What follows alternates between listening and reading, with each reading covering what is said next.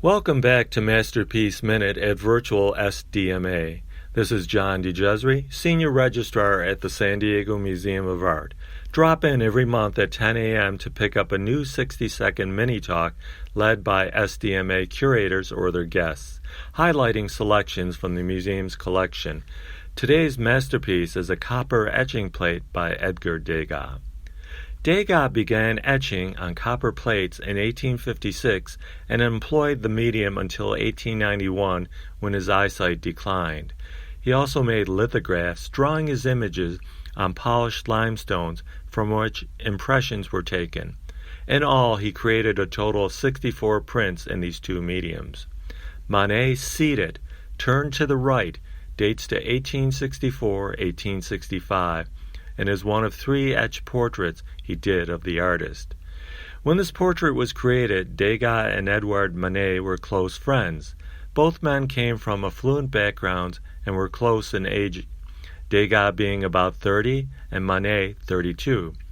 In the small copper etching plate the size of a paperback novel, Manet casually sits sideways on a simple chair in a studio setting identified by a canvas that has been turned to the wall.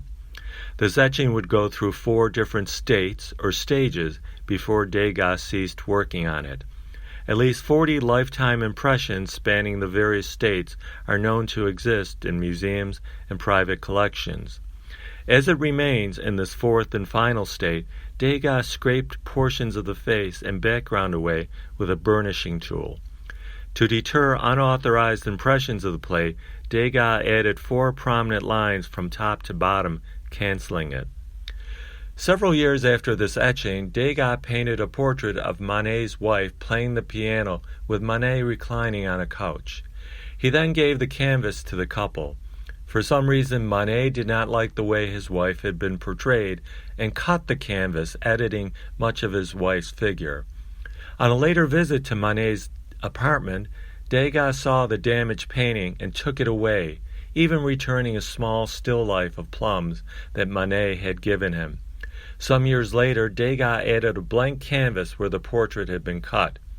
While this incident soured their friendship, Degas would go on to collect Manet's work in depth, including paintings, drawings, and prints.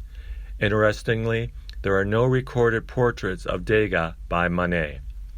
Around 1910, the Parisian art dealer Ambroise Vollard purchased approximately 20 canceled etching plates, including this one, from Degas. Following Vollard's death in 1939, these copper plates changed hands several times before they were acquired by the Beverly Hills dealer Frank Pearls. Leslie Johnson, who donated the plate to the museum in 1972, likely acquired it from Pearls. While SDMA does not own an early impression of this work, 2 modern impressions from the canceled plate are in the museum's collection. On your next visit to SDMA, please stop by Gallery 10 to view this rare copper plate, a memory of a friendship between 2 great artists.